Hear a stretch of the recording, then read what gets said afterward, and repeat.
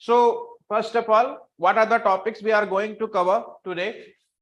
We have some 7-8 topics which we are going to cover in today's sessions. So let's have a look on those topics and let's summarize those topics first, and then we will be moving one by one and explain in detail. The first topic we are covering is constitutional authorities in India. You might be aware, or any of you who have already finished or completed polity, you might be aware that there is a non-constitutional authority and constitutional authority in India. Generally, statutory authority or non-constitutional authorities made for the government help, or you can say executive support, like Niti Aayog. You might be aware there is an authority that is called Niti Aayog. So it's an organ of government, and it is helping government to solve many problems. So if non-constitutional authorities have somewhat control of government, it is okay, because it is made by the act of parliament and it is made for the help of the government. So in such cases, if government is controlling authorities, then it looks okay.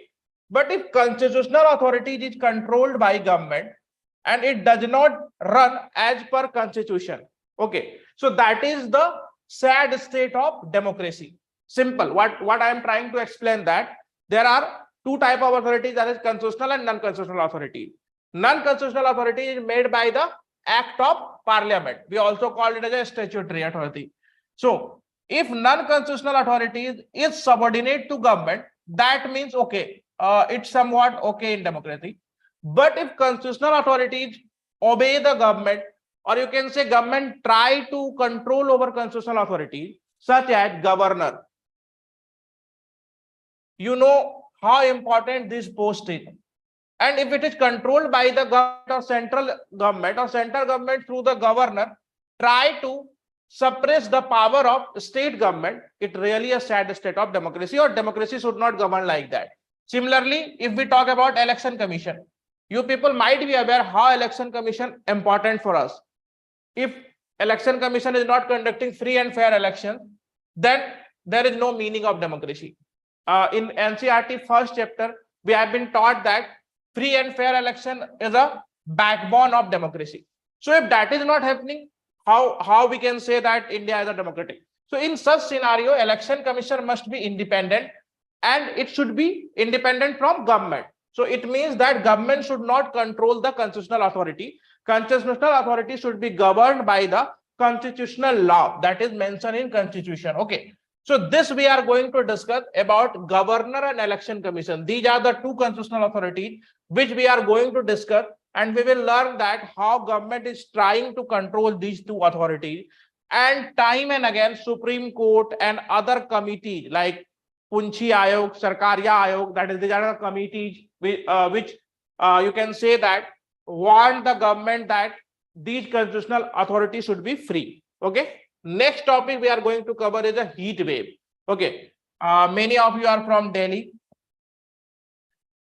or you can say the North India side, and there you may suffer this heat wave.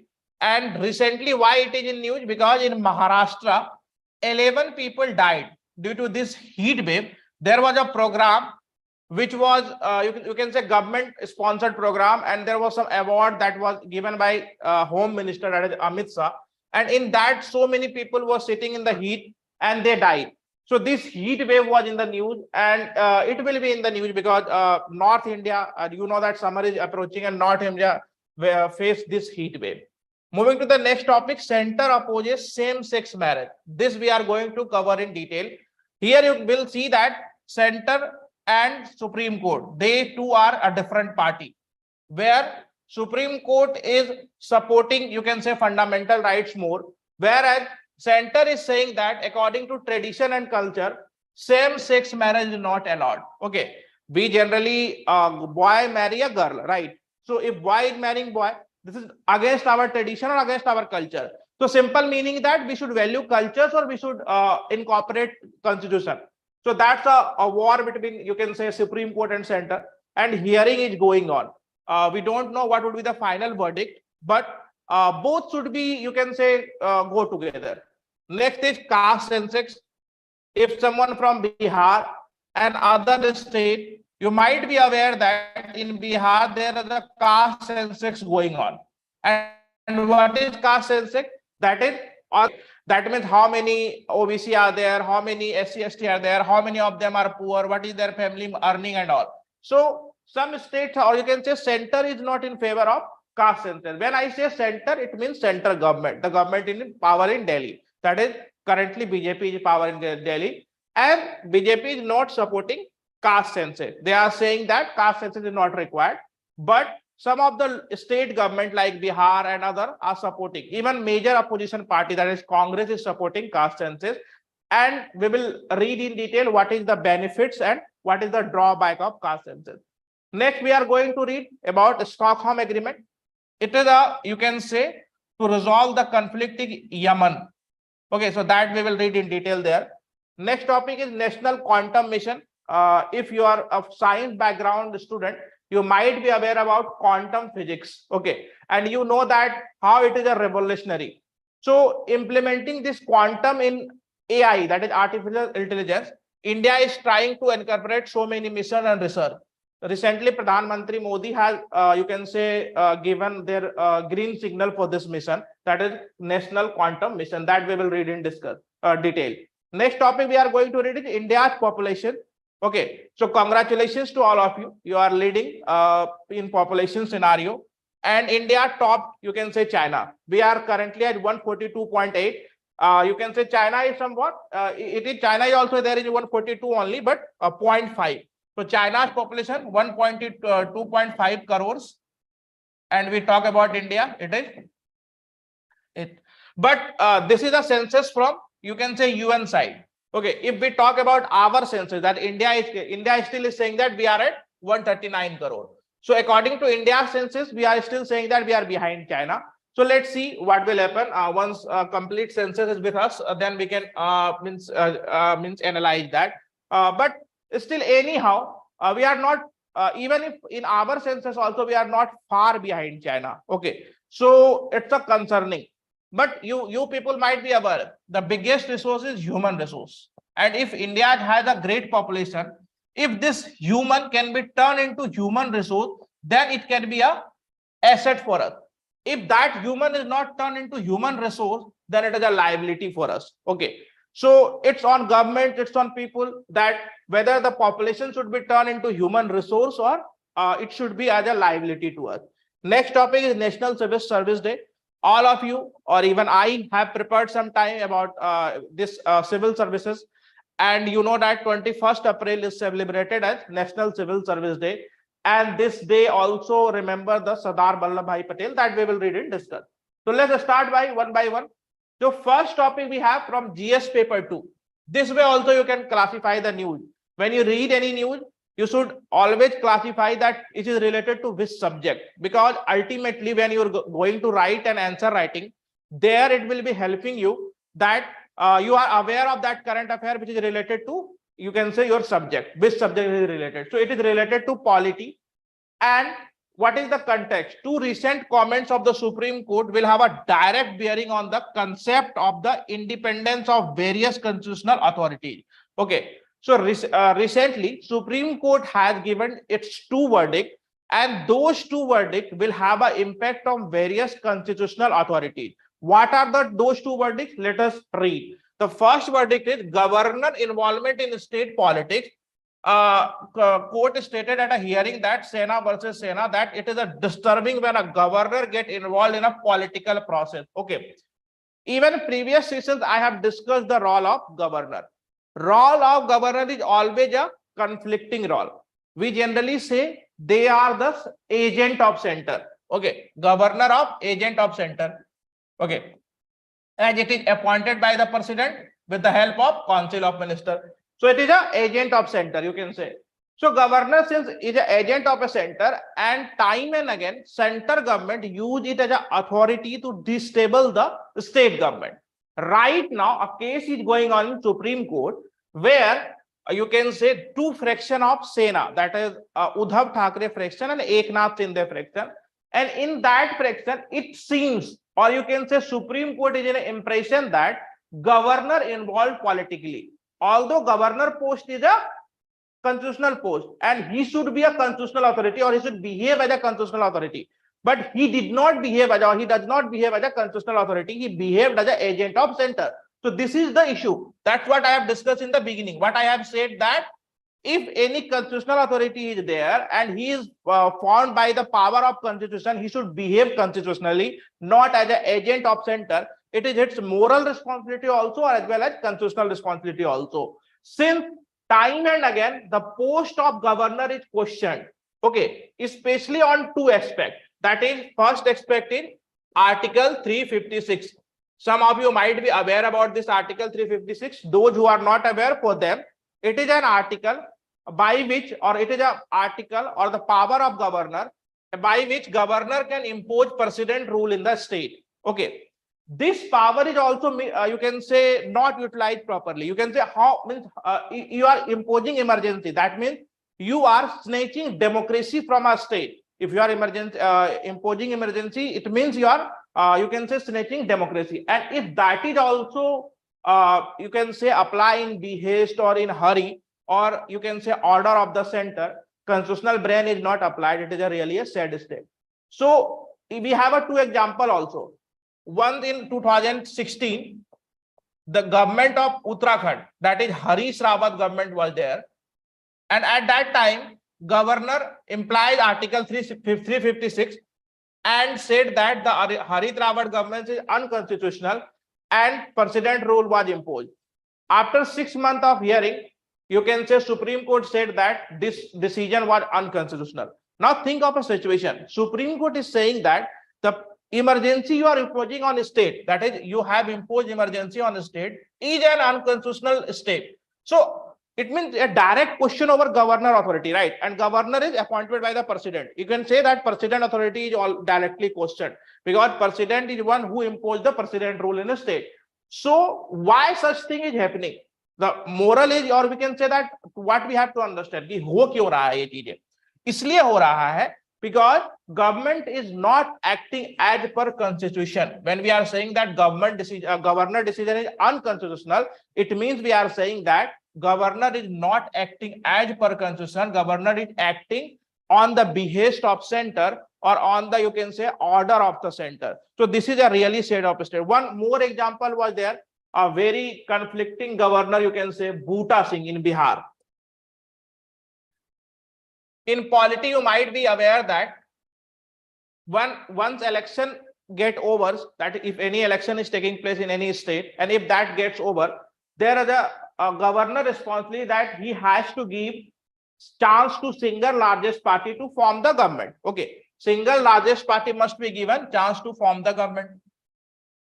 Now, what Bhuta Singh did in 2005, there was a single largest party in Bihar, that is Nitish Kumar party at that time, and he was about to form the government, you can say like that. But in behest of center, this Bhuta Singh has implemented precedent rule there, said that no party has clear majority, so I am implementing the precedent rule there. So that was also questioned and turned by the Supreme Court. So such instances or example we have many, where governor decision is questioned. When we are saying that governor decision is questioned, we are saying that governor is taking unconstitutional step. So you can say that a constitutional authority is taking unconstitutional step. So how much it is bad for democracy? So simple, a governor is in question, and it is in question in case of Sena versus Sena, that is in Supreme Court hearing is still going on. And in second case, what Supreme Court did, that Supreme Court said that election commission appointment. Okay, the governor is not only constitutional authority, there are several constitutional authorities, that is CAG, election commission, finance commission, etc. So in election commission scenario, what Supreme Court has said that there must be, you can say, there must be a you can say committee who will appoint election commission, and that committee should be free and fair. Okay. Earlier, what was happening? President appoint election commission, okay, with the help of Council of Ministers. So what Supreme Court said, that it does not look me free and fair election. Why? Because if government is appointing and Supreme Court is also election commission is also conducting elections for that government also. If suppose BJP is appointing election commission or council of minister from BJP is appointing election commission, so when BJP will go in election, then that same election commissioner will be responsible for conducting the election. So that somehow conflicting. So Supreme Court said that it should be having a 3-member, that is leader of opposition, Chief Justice of India, and you can say Prime Minister. So these 3 people together sit and they will appoint election commissioner and other 2 election commission. So chief election commissioner, we have generally 3 election commissioner, you can say. One is chief election commissioner and 2 other are election commissioner. So earlier it was that simply a council of ministers suggest a name and president appoint them as a election commissioner. But now these 3-member panel, that is leader of opposition, CGI and prime minister, will appoint election commission. Now what will happen? There are various constitutional authorities that are appointed by the earlier method, that is council of ministers suggest a name and president appoint them, like CAG and all. So if election commission ruling is saying that the election commission will be appointed by this method, what Supreme Court has said that, so it will have impact on other constitutional authority also. That means it will have impact on CAG, it will have impact on finance commission, it will have impact on other constitutional authorities which are using the old formula of appointment. Okay. Now, what you have to understand in deep, when you read polity, there is a term called judicial activism. What does it mean? See, some of you might be getting it difficult to understand because might have not read polity in complete. So when you will read polity, it will be an easy topic for you. What we are discussing, a simple term we are discussing, and we are saying that if there is a constitutional authority, he should act according to constitution. Recently, Supreme Court has given 2 verdicts, and that verdict has an effect on constitutional authority. What are those 2 verdicts? One, that governor should be apolitical. He should not be involved in political scenario because he is a constitutional authority. Second verdict of Supreme Court says that appointment of election commission should be done by 3-member panel, that is leader of opposition, Chief Justice of India and Prime Minister. So why it has impact on other constitutional authority? Because other constitutional authority is appointed by old method in which council of minister used to suggest the name and president appoint them as a constitutional authority. So that will also change. Now the point is why I'm talking about judicial activism. What does it mean, judicial activism? When executive role is performed by judiciary, we call it as a judicial activism. You know that in polity or even our day-to-day life, there is a term called separation of power. In separation of power, there is a clear, in India constitution also, there is a clear separation of power between judiciary, executive and legislative. There are some here and there overlapping is there, but we say separation of power should be there. Okay. It should not like that executive work is performed by judiciary, judiciary work is performed by executive.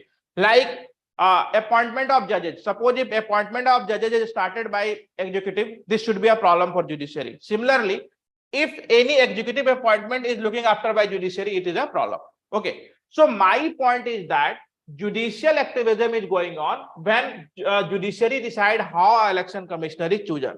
Means कैसे election commissioner appoint होगा?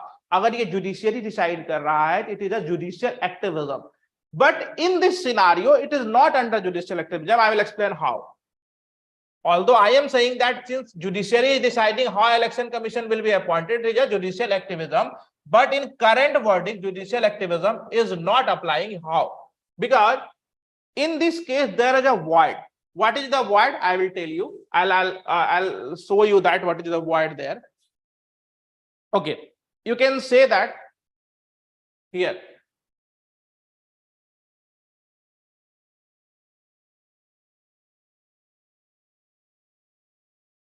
Just a second.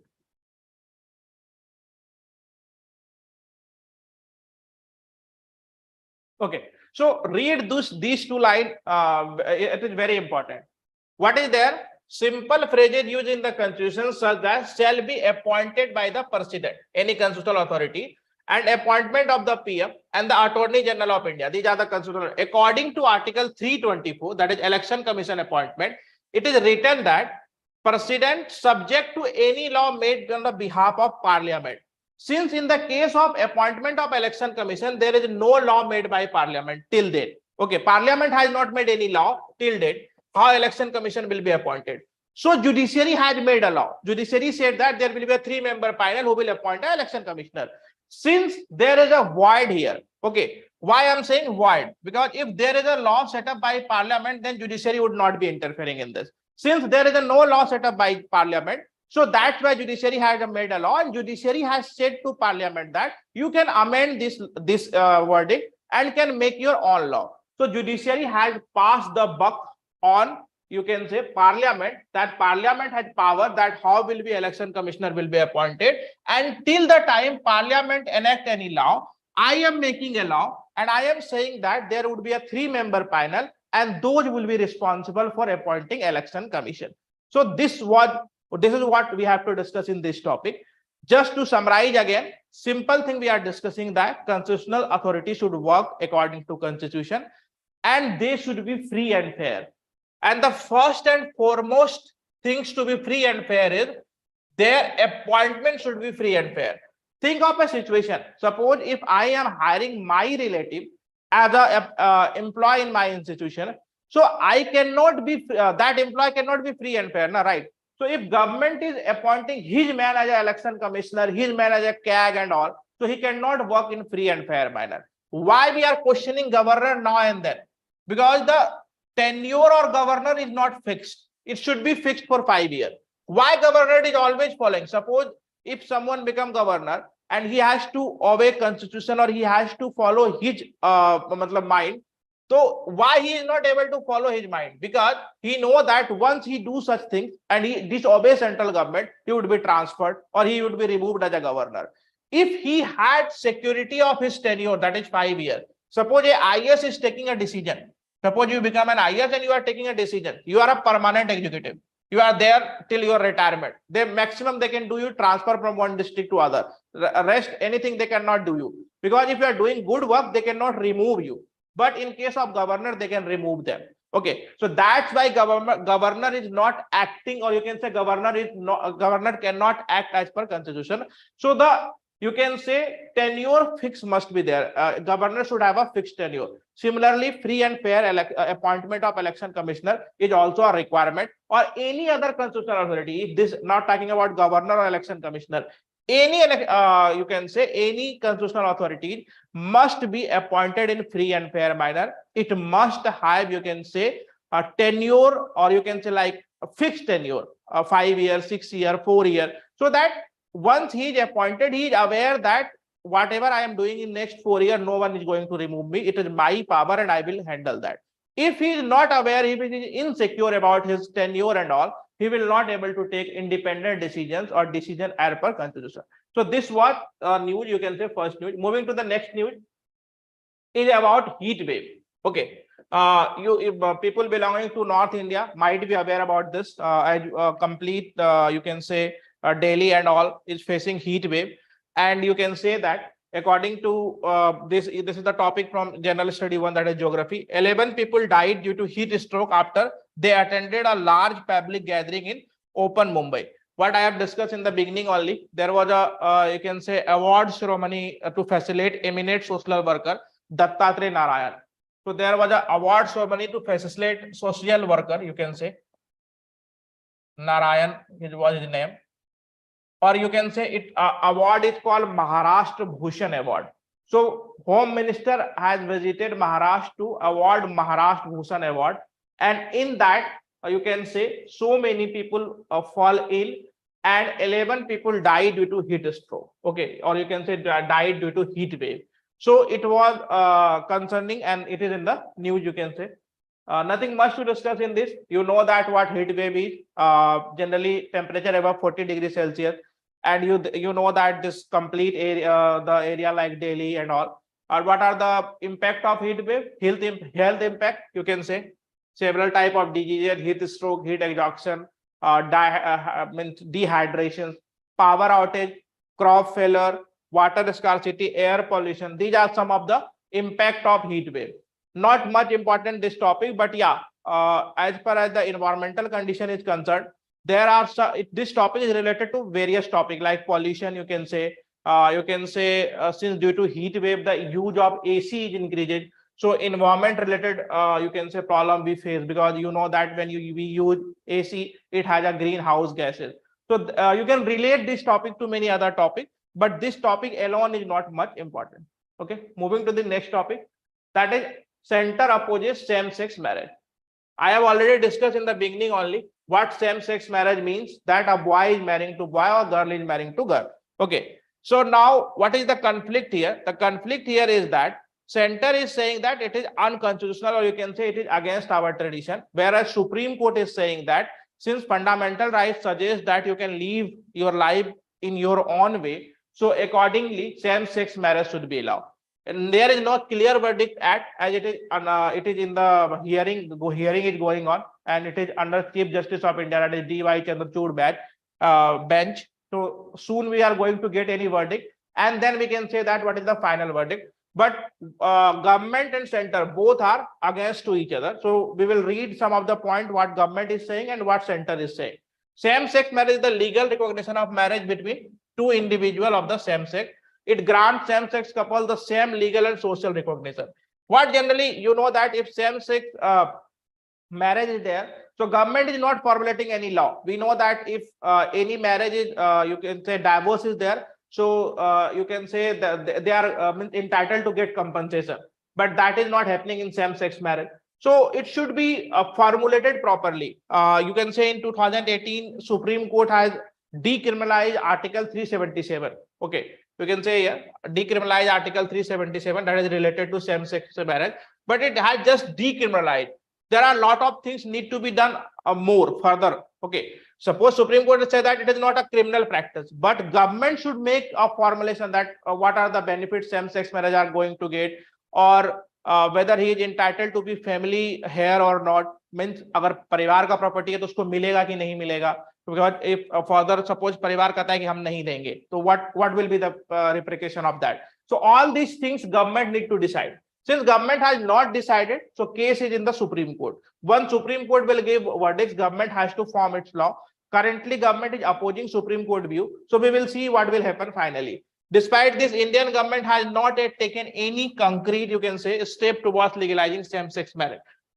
From the beginning only, Supreme Court is in favor of same-sex marriage, you can say, and government is against of it. Government is not formulating any law, so that's what is there. You can say some of the views. The institution of marriage has a sanctity attached to it, and in major part of the country, it is regarded as a sacred, holy union and a sanskar. तो government क्या कर रहा है कि हमारा संस्कार है वो क्या कहते हैं मोहब्बते का सार, अमिताभ बच्चन, परंपरा, प्रतिष्ठा, प्राण, वही सब चीज है. So government is saying that it is under our sanskar, culture and tradition, but supreme court is saying that fundamental right is more important. In our country, despite of statutory recognition of the relationship of the marriage between a biological man and biological woman, marriage necessarily depends upon age, old custom, rituals, practice, culture, ethos, and society and value. So this topic is important in point of view of ethics also. So in ethics also some questions can be asked over this, and in mains they can ask that same-sex marriage is moral or not, like that. Okay. So these are the some points which you need to understand in this. Further clarity you will be getting when Supreme Court verdict is there. When we will be having Supreme Court verdict, then we can clearly say that whether same-sex marriage is legal in India or not, or what are the things, or what are the law, or what are the formulation that government is making over that. Since we do not have verdict or government, just we are reading it, what is same-sex marriage and what is the point of government and what is the point of Supreme Court. So that much only we are reading in today's session. Once the verdict is with us, then we will read in detail further. Okay. So what are the argument against same-sex marriage? It about equal right, that is fundamental right, what I have already said. It is about legal protection. Once same-sex marriage is there, they should get a legal protections, because in society, they are bound to face some wrath of the society. Family recognitions, that's what I have said you, that family recognition is must, and discrimination. Okay, so they are discriminated in the society. They are, you can say, become मजाक बन जाता है उनका. So all these things should be taken care by the government. What the argument in favor of same-sex marriage? It is against traditional values. It is against moral objection. It is a social disruption. There would be a social disruption, because in our society generally opposite sex marriage and religious objection. So these are some of the point in favor and against which you can Right. What are the ways forward? Ways is that judicial decision must be there, and once judicial decision is there, then government should formulate law according to judicial decision. Then only we will have a clarity. Right now, we do not have any clarity over this. So this was all about same-sex marriage. Moving to the next topic, a very important topic, that is caste census.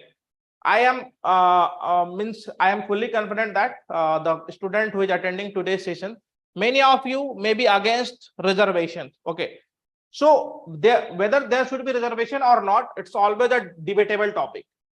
You can read this in details, or you can discuss in detail with your friend, or in many newspaper every year covering this topic. So once caste census is there, we will have a clear picture that which caste need, you can say, reservation, or we would have a clear picture that how a social welfare schemes of the state is can be implemented. Right now, although there is a some or other form, there is a census, and on the basis of that, social welfare schemes is implemented. But if we have a caste census, we would have a clear idea, or the state would have a clear idea about its welfare scheme. Suppose there is a state of Bihar, okay, and now it have an idea that it has, suppose, 4,000 caste, and out of this 4,000 caste, this 1,500 caste is very poor, or you can say that very backward. So government can focus on this 1,500 caste and can implement its scheme or social welfare schemes on these 1,500 caste, and so that would be helpful. So why caste census is helpful? That what I am explaining to you. But center is opposing this idea. Center is not in favor of caste census. Center is saying that we are not in mood right now for the caste census. But the state of Bihar has already started caste census, and some of the other opposition party like Congress and other opposition parties is also supporting caste census. Okay, caste census is the demand to include. You can see what is caste census. It is a demand to include. Nisha, kindly unmute yourself if you are. Okay. Yes, caste census is a demand to include the caste-wise tabulations of the India's population in upcoming exercise caste and powerful culture. You can say of Indian culture that last included in the India in 1931. Okay, so what this statement is saying that earlier there was a caste census, means there was a provision of caste census earlier, but it was discontinued in 1930. That is around 1931 and 41. It was discontinued. Means after 1941 there was no caste census, but now it is demanding that there should be a caste census. Okay, the drill was carried out at the time of Britishers. So Britishers was doing caste census. So same was same right now, the same demand was there. Okay, you can say that what are the commission, what are the outcome of the caste-based census. Some of the outcome is given on the caste-based report, that is in 1901, 1931, 1941, and other. These are the explanation of caste-based census. There are how many castes and how many of them are poor and all. So these were the explanation which we are reading here. Some of the commissions which were based on caste census, that is Kaka Kalekar Commission. It was on the OBC also. First commission on OBC reservation, which talk about OBC reservation, but this was not implemented. Famous Mandal Commission, which you know that implemented, there are 27% reservation for OBC in various sectors. Then Rohini Commission is there. Again, this 97% of job for educational seat to 25% of subcar.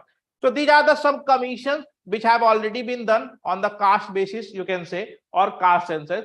So means what we are discussing that whether it is need of caste census or not, or you can say that caste census hona chahiye ya nahi hona chahiye.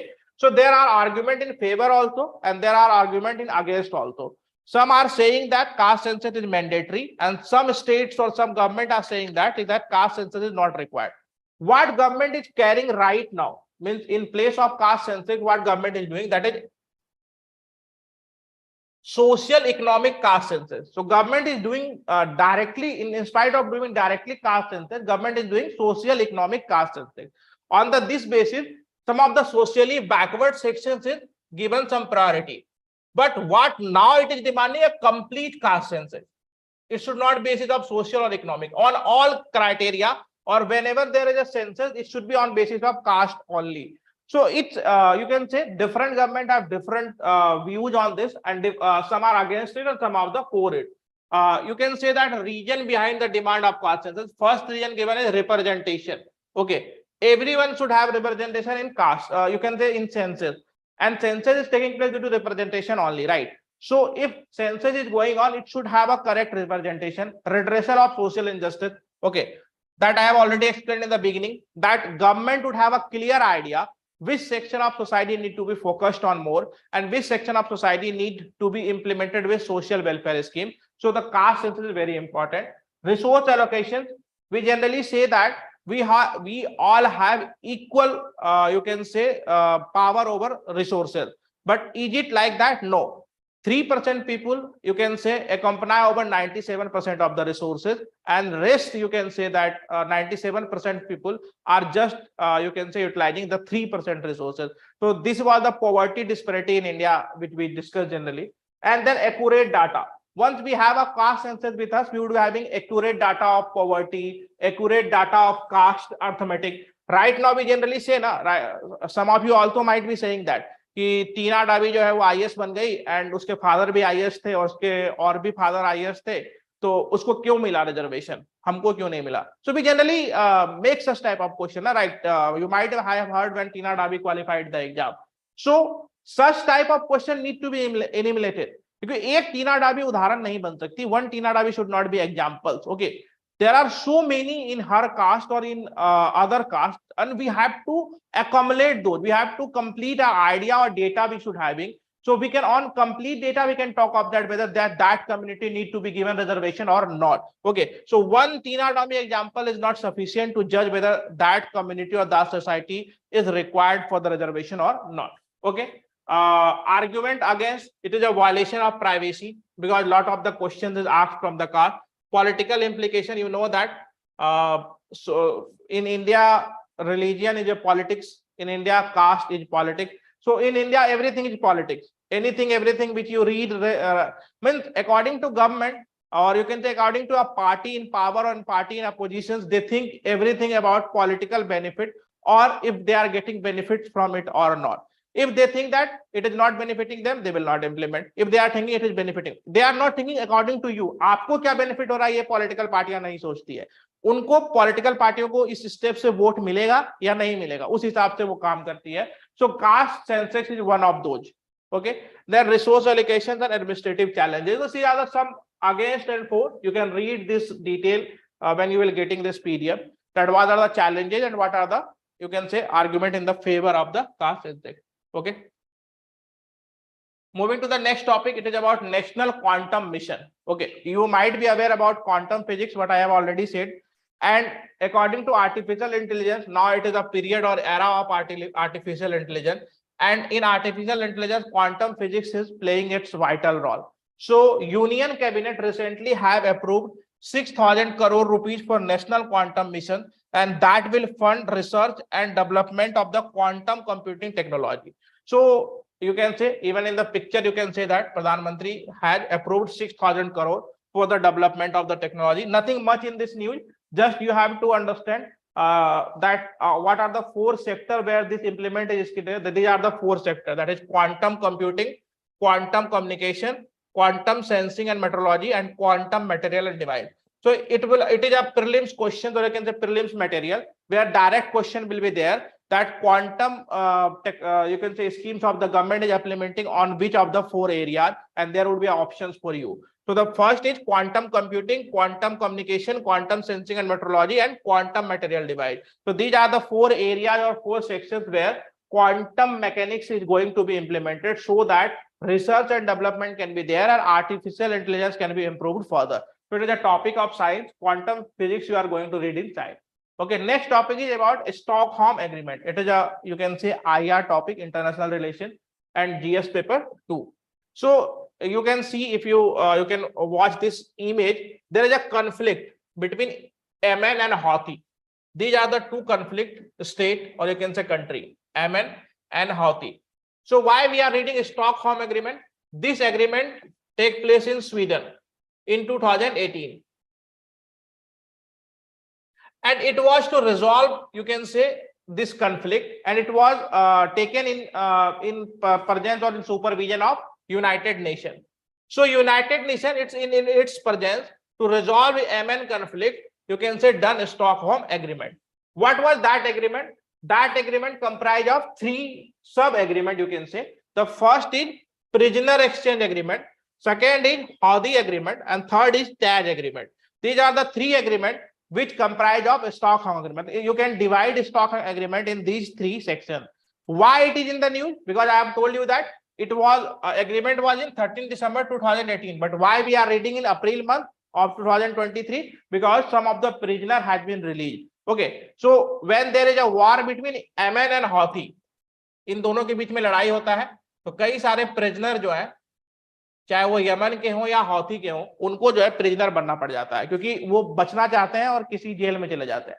तो in such scenario there is a exchange of prisoner taking place every year. So this year exchange of prisoner is taking place. That's why we are reading this topic here. If we talk about this topic, what is Stockholm agreement? If simply we want to understand Stockholm agreement है क्या? ये एक agreement है जो कि Yemen और Houthi के जो बीच में वॉर चल रहा है, उस वॉर के डिस्प्यूट को सुलझाने के लिए है. ठीक है, और इस एग्रीमेंट को तीन अलग अलग एग्रीमेंट में बांटा गया है. पहला एग्रीमेंट है prisoner exchange agreement. That means those who will be a war prisoner, they will be exchanged. That is, अगर वो यमन का है तो उसको यमन को वापस दे दिया जाएगा, अगर हौथी का है तो उसको वापस दे दिया जाएगा. दोनों कंट्री इस चीज को मानती है.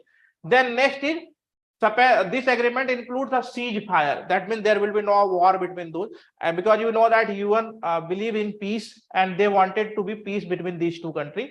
And then next is Taj agreement. This agreement includes establishment of a joint committee with participation from civil society and the UN. So this Taj agreement, that various other committee will be there, and those committee will be working for the peace mission between these two countries.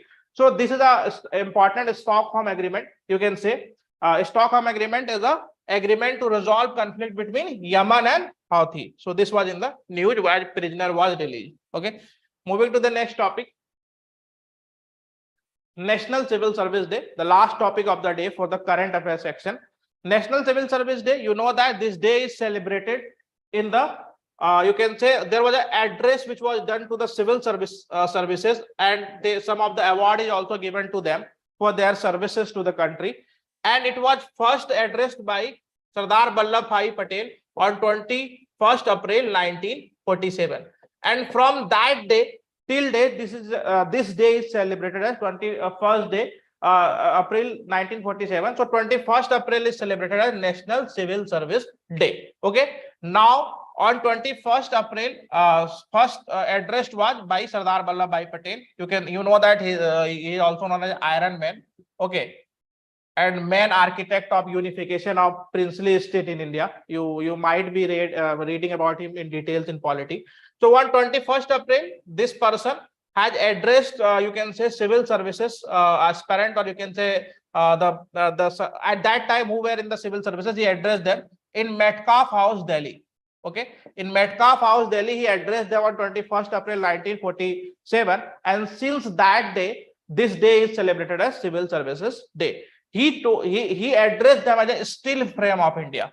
He addressed civil service, you can say, aspirant as a steel frame of India. So Sardar Vallabhbhai Patel has said that civil services aspirant or civil services are the steel frame of India. They are running the country. So this was in the news, or you can say it can be asked in the prelims that which day is celebrated as a Civil Services Day. Nothing much in this. Okay, when it was started in 1947, and from that day till this day, it is in the news. Okay, you can read about Sardar Vallabhbhai Patel ideology. There is one class or 30 minutes session is not enough to explain his ideology. Although I have just shortened this ideology and you can read, but it is not important. But yes, for the UPSC it is very important. For the current affair it is not important. But Sardar Vallabhbhai Patel ideology, you can read what was the political vision, economic vision and all. And you can say the current Prime Minister is very much impressed with Sardar Vallabhbhai Patel and his ideology. Okay, moving to the next. Last topic, India's population, you can say 142.8 crores in 2023, and we surpassed the China. Okay, what we generally have to understand here, China has made many rules which decrease its population growth, like two-child policy. India is yet to meet that. It is a demand of time that we should also make two-child policy. It is important in view of both, that is, it will you can say check the population growth as well as we do not have enough resource the population we have. इसका मतलब हमारे पास इस 142 करोड़ के लिए ही जो resources है वो sufficient नहीं है, और ग्रोथ हम कहां से अफोर्ड कर पाएंगे.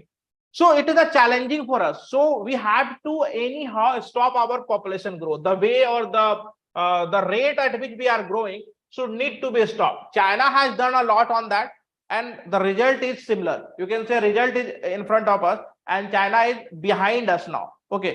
Although India is claiming that it is not our census and it is not our, anyhow, in your ratio also, or in your census also, you are at 139 crore and not far behind China. In coming year, we will top the China. So it is the, you can say, survey which is done by United Nations Population Fund, World Populations Report in 2023, and 8 billion live infinite possibilities of India is now the most populous country in the world. So UN has, you can say, given its approval that India is the most populous country in the world. You can note it down the name of the organization, or you can remember the name of the organization, because there is a chances that name of the organization can be asked in the exam, that which organization said that India is on the top of the population or the most populous country in the world. Okay, so this was only the news in this. It is a time for everyone, for the citizen also, and for the country also, to check the rate of the population growth. Okay. Positive aspect of the population growth, large workforce that can derive economic growth. I've already discussed in the beginning that human resource is the most important resource, but it is most important when you utilize that resource. Okay, if you are not utilizing that resource, it cannot be most important. Okay, large number of living in poverty, the negative aspect. So many poverty would be there. Diversity that can be source of innovation and creativity. So if there is a human resource, it can be source of inspiration and creativity. So we can give so many arguments in favor and against. We can say that population is good, we have a human resource, and if we have a human resource, we can do so many wonders and all. But it's a, you can say, vague argument. Okay, since we know that country like India do not have enough money, you can say like that, or you can say resources to feed the current population, or resources to cater the need of the current population. How can we cater the need of further population?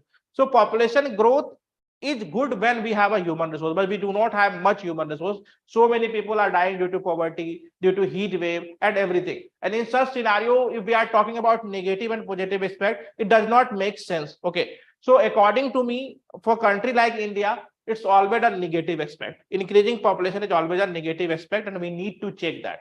Anyhow, when you are writing an answer, and if it is asking about a balanced view between, you can say, population growth, there you can include some of the positive aspect, and you can say that human resource is an asset to a country. But how much it is an asset and how much it is a liability, you are well aware. Okay, so that's all for today's sessions in the current affairs scenario. In the second part, we are going to discuss some of the MCQ. So be with us, and we will be discussing the 20 MCQ of December 2022.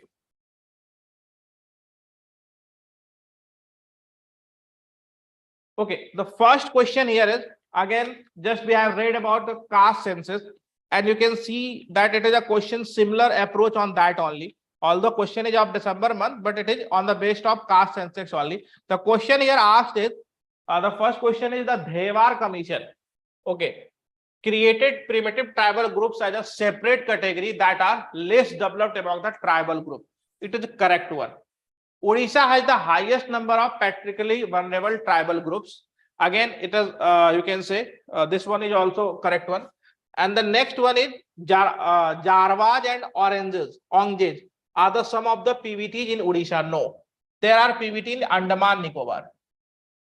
Sentinels, Janwars, Oranges, these are the tribal groups in Andaman Nicobar, not in Odisha. You might be aware about Sentinels. You might have heard about the story of Sentinels, who is yet to be exposed in our, you can say that human environment.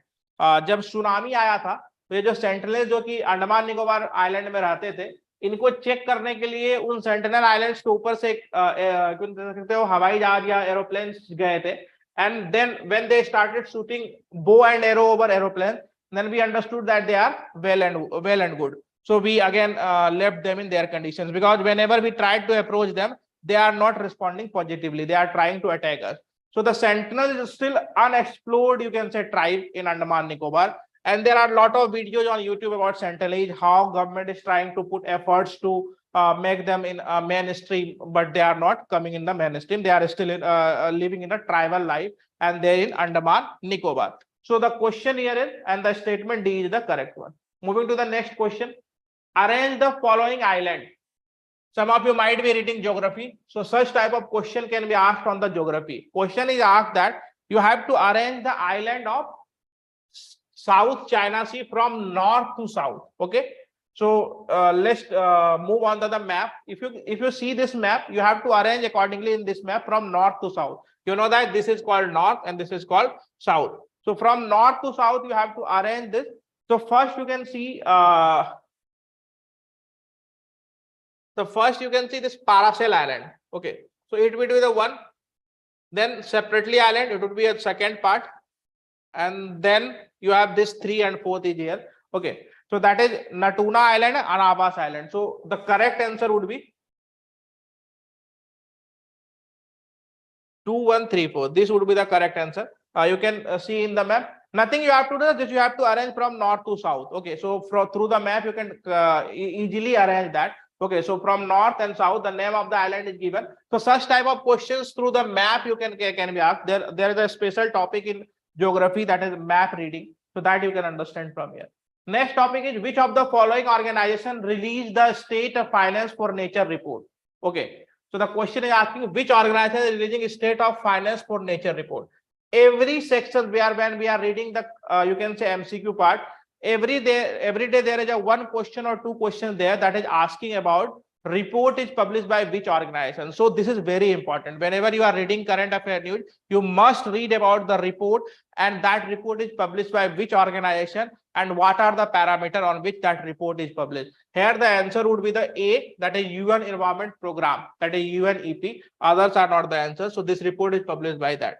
Okay, moving to the next question. With reference to remission, okay, the question asked is, with reference to remissions of duties, taxes on exported product scheme, consider the following statement. It is replaced by Niryat Rin Vikas Yojana. No, incorrect.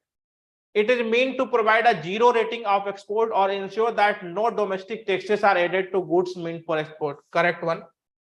Its scope has been extended to include pharmaceutical, chemicals, and the iron and steel sector. Yes, correct one. So second and third is correct. First one incorrect. Let me explain you what is all about this.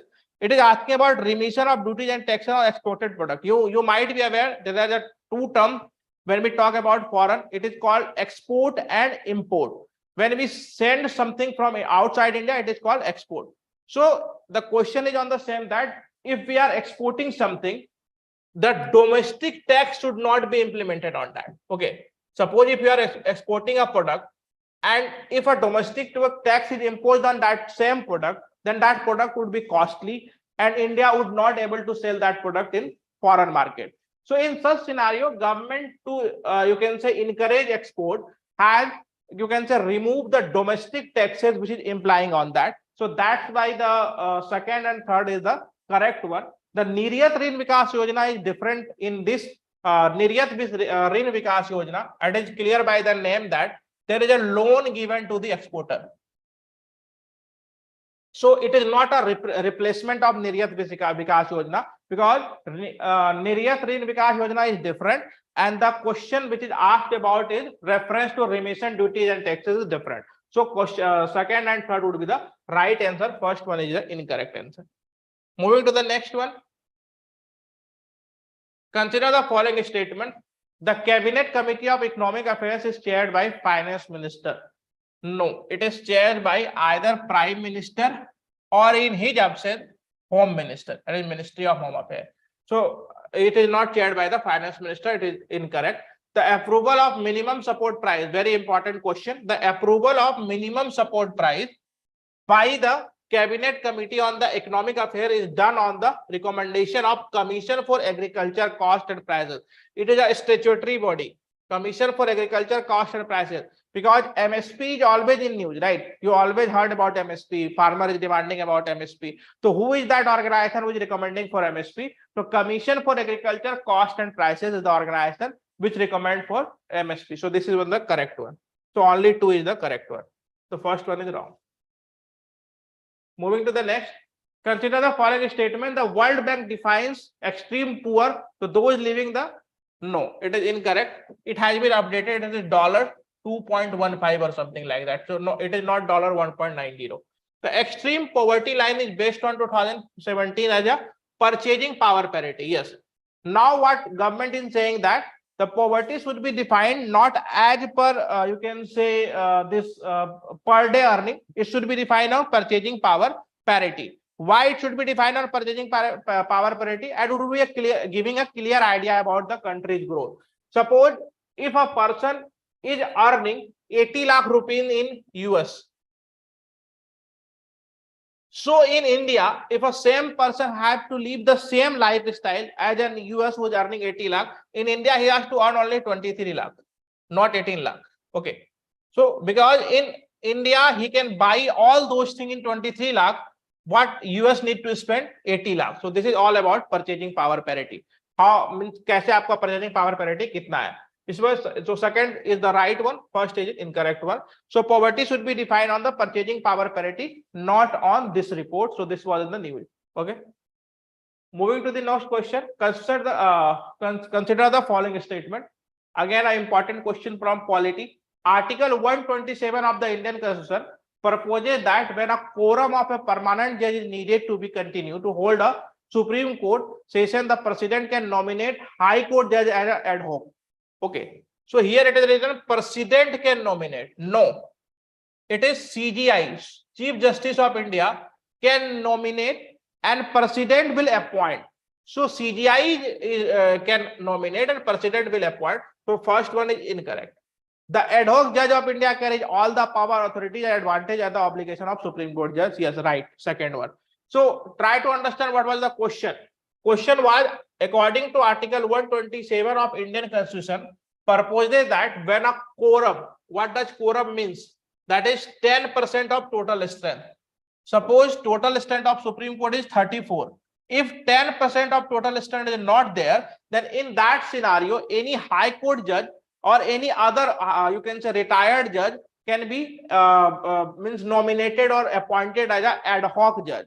Okay, that power of nomination will depend, or that power of nomination lie with the Chief Justice of India. He nominate that name. President can only appoint. So that's why the first one is incorrect and second one is correct. Once he is appointed as a judge, he has all the power as a judge. Okay, so the second one is correct.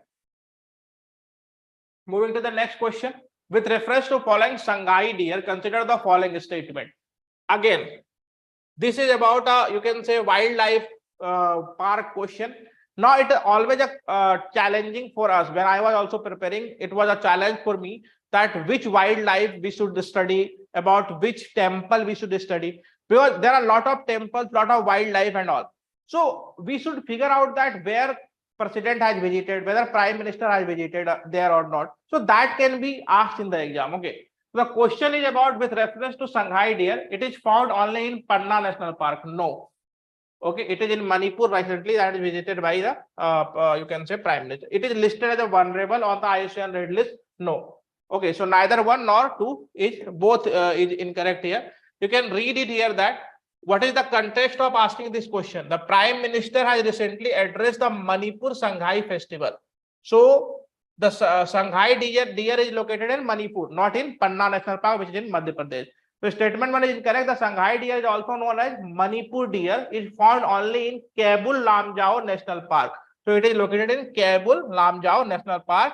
And why it is question is asked? Because Prime Minister has visited this park. Recently also Prime Minister has visited some of the wildlife sanctuary in Rajasthan. So there also from that section also question can be asked. Okay, in exam.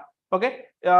Second statement is incorrect. It is listed as a endangered, not as a vulnerable. Okay. So IUCN has different coding for different species. So it is not under vulnerable, it is under endangered. Okay. So that's why the question is there. Next question is with reference to Indian economic growth data. Consider the following: gross domestic product, measurement, monetary measures of the final goods and services. ये तो आप बच्चे से पढ़ते आ रहे हैं. What is GDP? GDP is the measure of all three sectors final prices. Okay, तो यही चीज है. According to the RBI, the gross value added is a sector defined as the value of output minus value of intermediary input. That means suppose कोई product बना है, suppose एक pen है, इसको बनने में 10 रुपए का कॉस्ट आया, तो इनपुट को जो हम घटा देते हैं तब हमें जीवीए मिलता है. So both is correct. So both 1 and 2 is correct. Moving to the next question. 3D printing has an application in which the following of the So 3D printing you might have seen in your T-shirt or various other places in various customized gift and all. There is a 3D printing application which is applicable there. So it is preparation of confectionery items. बहुत सारा cake वगैरह में भी आजकल जो है 3D printing किया जाता है just to make it look good. Manufacture of bionic ears, automotive industries, reconstructive surgery, and data processing technology. So all these 5 have 3D printing implemented. So it is also, you can say, nowadays it is a artificial technology of 3D printing which is growing very fast. Moving to the next. Development working group. Related to which of this? So it is related to G20. We generally call G20 as a development working group. Very important for this year exam, because lots of meeting is going on in G20 and India is hosting that. Recently Punjab hosted that, Bengal, and even in Delhi, it is even in Manipur and all. So this can be in the news. So it is called as a development working group, as they are working for the development of developing country. So that's why it is called development working group. Next question. Which of the following is the applications of glyphosate recently seen in the news? So it is you can say used for the plant to kill weeds. So farmer इसको use करते हैं glyphosate. ठीक है, just a कीटनाशक है ये. The first one is the correct one here. Next question is with reference to genome sequencing, consider the following statement. Another question from biology, a simple question over DNA. A genome is an organism complete set of DNA including all of its genes, correct? And genome sequencing is a figuring out the order of DNA or base in a genome. Yes, both is the correct one, both 1 and 2. This you will read in biology in details, what is genome, what is DNA and all, what is RNA, what is DNA. Moving to the next, which of the following statement is are correct? Petrographs are the made for scratching, rubbing and chipping at rock surfaces. Pictograph. So the difference between petrograph, pictograph and geographs. So these are the 3 terms used here, and all of the above is the correct one. So this petrograph is used for the scratching and rubbing. Like right now, you can say the Ayodhya Ram Mandir is building. So they are using the technology of petrograph. What is pictograph?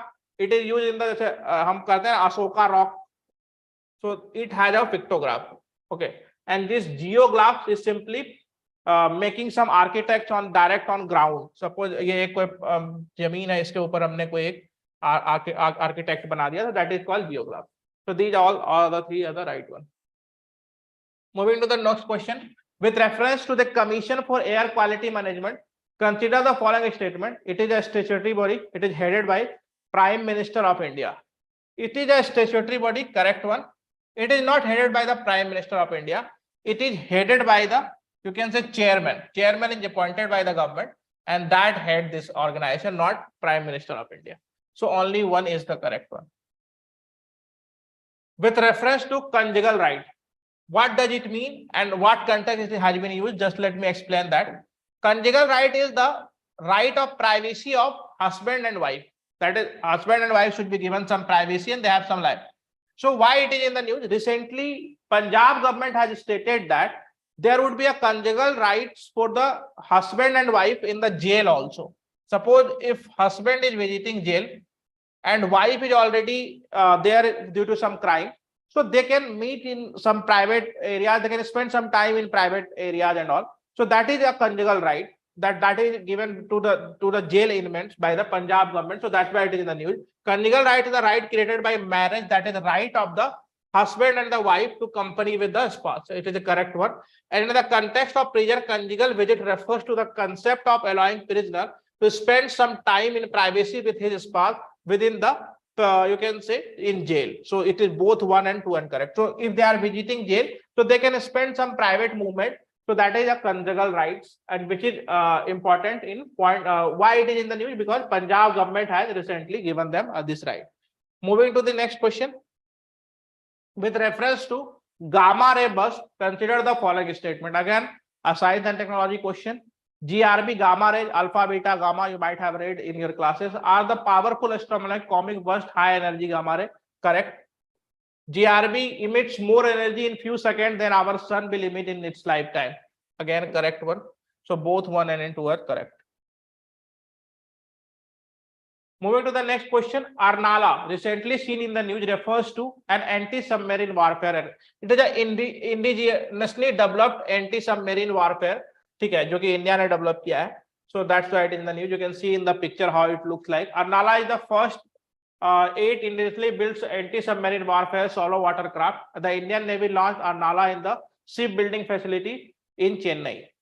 Moving to the next question, with reference to bomb cyclone, consider the following statement. What defines a bomb cyclone? How rapidly pressure rises? No. In question is asking, it is incorrect. What are the incorrect? So you must read that the question is asking about incorrect. Okay. So what defines bomb cyclone is how rapidly pressure rises? No, it is pressures decreases. This quickly decreases the pressure in difference area and gradient between the two air masses and therefore making wind stronger. So both are incorrect here. You can read the explanation part. With the reference to fog, consider the following statement. Okay, so there are various type of fog. You might have seen fog in Gangetic Plain also, in ocean also. So the here the question is asked about Indian Gangetic Plain often sees a freezing fog. No, this freezing fog in the area where snow, like in Manali and all, there you can see the freezing fog. In Indo-Gangetic Plain, you cannot see the freezing fog. Advection fog mostly occurs where warm tropical cooler ocean water. So this second one is correct. Advection fog we see in the seaside.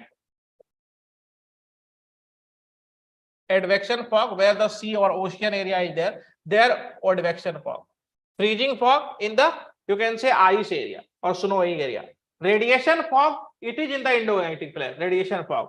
Okay? Radiation fog episode last few morning on account of calm wind western disturbances and resulting in a localized fog formation. So in Indo-Gangetic Plain, what type of fog we generally say? It is called radiation fog.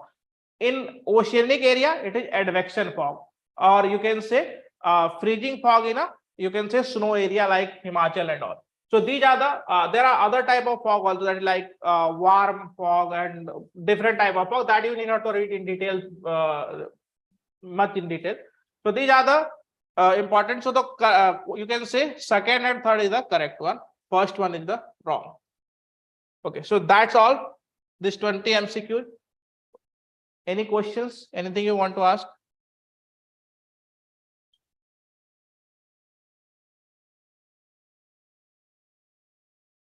Okay, thank you.